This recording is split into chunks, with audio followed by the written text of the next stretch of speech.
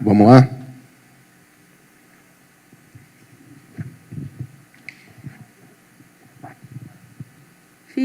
Felipe, boa noite. Primeiro, não é o primeiro jogo que você ganha nas mexidas e na forma como você lê o jogo, a gente já falou sobre isso em outra coletiva, mas talvez seja o primeiro jogo que você ganha mexendo diretamente com dois jovens da base, né? O Guilherme e o Matheus Gonçalves. Você, como treinou também eles por lá, né? Campeão do Mundial Sub-20, eu queria que você pudesse falar um pouquinho sobre a utilização desses meninos que sobem da base em meio a um plantel que é muito qualificado e super renomado. A vantagem que eu tenho de ter trabalhado no Sub-17 e no Sub-20 é essa, que eu conheço todos os meninos que estão no clube, sei o que eles podem render, e eu sou um treinador que me guio muito pelos treinos, muito. Eu vejo os detalhes, depois do treino eu chego em casa, revejo o treino, que é gravado, para entender como foram esses comportamentos. E o Guilherme e o Matheus, eles treinaram juntos durante a semana, e uma das minhas questões dessa semana foi deixar o Matheus fora, pensando justamente no segundo tempo, porque bateu uma troca imponente no campo. Sei que ele não entrou da melhor forma, não foi a melhor versão do Matheus, mas esse foi o meu pensamento. O Guilherme e o Matheus se deram bem juntos, e, como eu falei, eu conheço bem o Gui. Quis colocar ele já contra o Fluminense uns jogos atrás, mas não senti confiança, porque, como eu falei também na outra coletiva, eu tenho que ter muito cuidado com esses meninos para não queimar, né? Claro que eu não esperava que ele fosse fazer o gol e estar jogando solto do jeito que ele foi, mas sim, eu tenho muita confiança nele, porque ele jogou, eu acho que todos os jogos comigo titular no Sub-20, e eu confio muito nesse jogador. Nele, no Matheus e muitos outros que estão subindo agora e estão tendo oportunidades de treinar com a gente e com certeza vão ajudar nesse período. Obrigado. Felipe, boa noite, parabéns pela vitória, pela virada. Mais uma vez o Flamengo demonstrou já uma superioridade no primeiro tempo, mas outra vez pecou ainda buscando uma melhor eficiência nas finalizações e nas jogadas construídas. O Flamengo consegue ser superior ao adversário, mas não consegue traduzir isso no resultado. Hoje poderia ter tido uma vitória mais tranquila. Como é que você está tentando trabalhar isso, jogo a jogo, para tentar melhorar, até já visando a próxima temporada? Já falei, acho que todas as coletivas a gente bate nesse assunto do gol, né? É um assunto, assim, delicado, porque da parte que me compete, é bom para mim, porque o time está criando. Isso quer dizer que o trabalho está sendo bem feito na parte ofensiva, e realmente às vezes a gente está errando, está pecando em fazer gols. Da minha parte, o que eu posso fazer? Dar treinos, finalização, comportamentos, conceitos, e essa vivência perto do gol com os goleiros, para eles se sentirem mais frios. Mas eu acredito que a melhor forma de esquecer desse assunto, de melhorar esse assunto, é não falar dele, né? Que não falar, só treinar, não falar que a gente tem uma falta de gol. E até mesmo porque quando ganha todo mundo e perde todo mundo. E os jogadores fizeram um esforço, o comportamento deles, a postura dos jogadores hoje em campo foi incrível para mim, foi muito boa, e às vezes não se traduz com bola na rede, mas são jogadores que têm muito gol. O Michael tem muito gol, Bruno Henrique tem muito gol, Ayrton tem muito gol, o Alcaraz tem muito gol. Então são jogadores que eu escolhi que tem gol para jogar na frente, e às vezes a bola não entra. Hoje não entrou da forma que a gente queria, mas o importante aqui era sair com a vitória. Felipe, boa noite. Boa noite. Felipe, um pouco antes da final da Copa do Brasil, havia uma preocupação muito grande do torcedor sobre qual seria o comportamento do time caso fosse campeão, já que teria uma vaga direta para a Libertadores do ano que vem. Chegar no primeiro lugar do Brasileiro seria um pouco mais complicado e tal.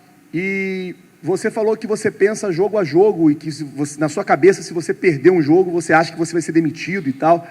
Queria saber, assim, como é que você está tratando com os jogadores isso, para deixar para os caras claro que, tem que treinar como se a gente estivesse lutando para estar na Libertadores, lutando para ser campeão, tem que treinar o dia a dia. Como é que você está trabalhando para não deixar cair o ímpeto dos jogadores de ganhar e de continuar treinando? Boa pergunta.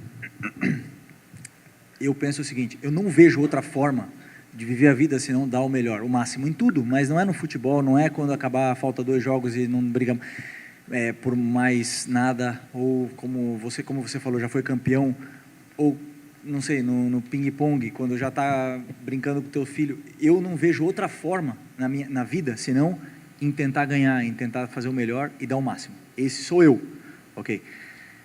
E eu transmito para os meus jogadores que eu não permito em nenhum momento que eles se relaxem. Não vou permitir. Isso é uma cultura de treino que eu tenho na minha mente, que eu aprendi o Simeone, eu já falei para vocês que ele transformou minha vida, e eu transmito isso. Eu não vou aceitar nunca que eles se relaxem. E eles não se relaxaram. Eu não precisei nem falar.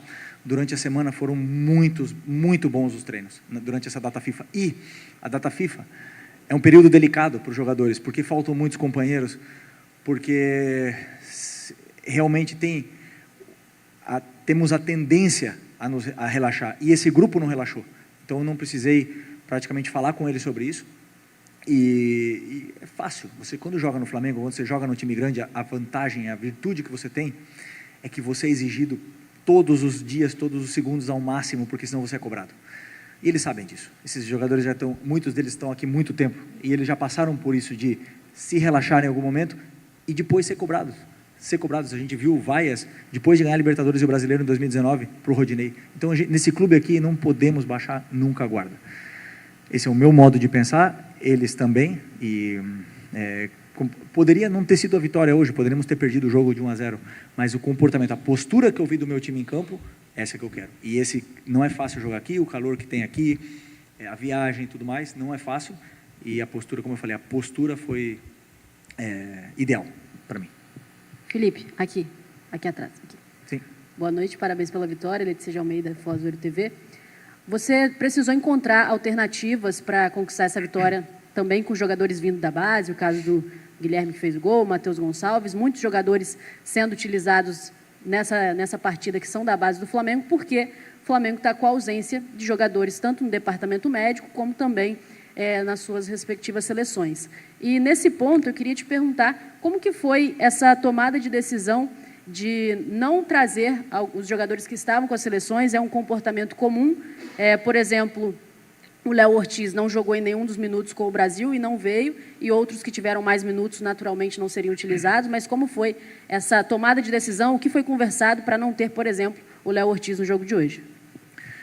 Ok, o planejamento dessa semana foi em função dos jogadores que treinaram. O Gerson, a gente leu na imprensa, vimos as notícias de que o Gerson seria titular, ou seja, um descarte, porque se ele jogou 90 minutos ontem, não pode jogar hoje. E não queremos perder um jogador desse nível. O Varela, a princípio, estava relacionado, falei com ele, ele me falou que ia ser titular, também preferi não trazê-lo, porque ele estava também na lista. O Plata, já sabemos que ele jogou, acho que foi em Barranquilla, se eu não me engano, Barranquilla, né? Jogou 60 minutos, não era capaz de vir, e o último caso era o do Léo Ortiz. O que acontece? Ia jogar Fabrício e Léo, que treinaram a semana inteira, que viram todos os comportamentos, viram o nosso plano de jogos, viram como a gente tinha que jogar, como a gente tinha que se comportar no ataque e na defesa, e o Cleiton também, e o Davi também. Só que o Davi ontem passou mal, teve uma virose, aliás, muitos dos jogadores no vestiário estão assim, com essa virose, alguns filhos também estão assim, nossos, mas jogaram no esforço. Por exemplo, o caso do Bruno Henrique, do Alan, que estava aqui, e o Davi não conseguiu viajar.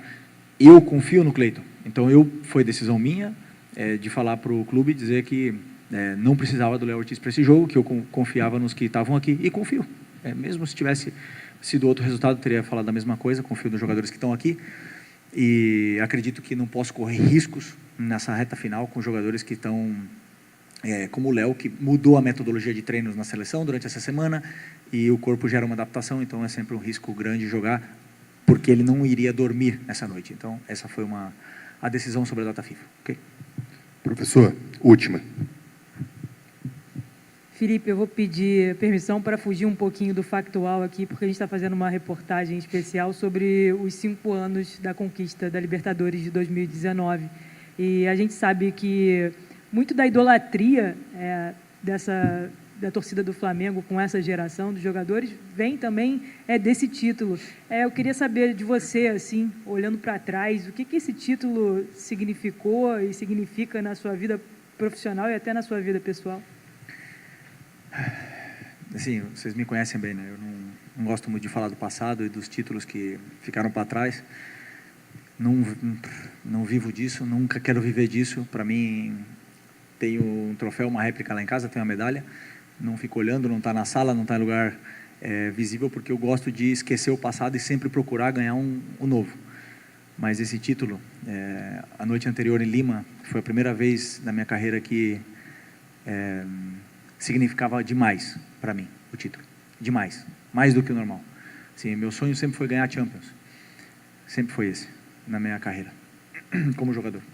Eu não consegui ganhar Champions, só que o fato de poder conquistar uma Libertadores com o clube do meu coração significava demais para mim. Demais. E vocês viram o meu jogo, não foi o melhor jogo que eu fiz. Isso foi... eu não consegui separar a emoção da razão nesse dia, mas conseguimos a vitória como equipe. E eu sou parte dessa história e sou muito grato pela oportunidade que me deram de estar aqui nesse momento, de fazer parte desse grupo vitorioso. Mas eu quero, como eu falei, como eu não gosto de falar do passado, eu prefiro estar em outra função, poder fazer outra história, tentar conquistar outro título e dar alegrias de novo, e sentir essa conexão, essa comunhão com a torcida que é inesquecível. Então, eu estou aqui hoje em busca desse grande objetivo. Ok? Obrigado, professor. Obrigado a todos. Boa noite.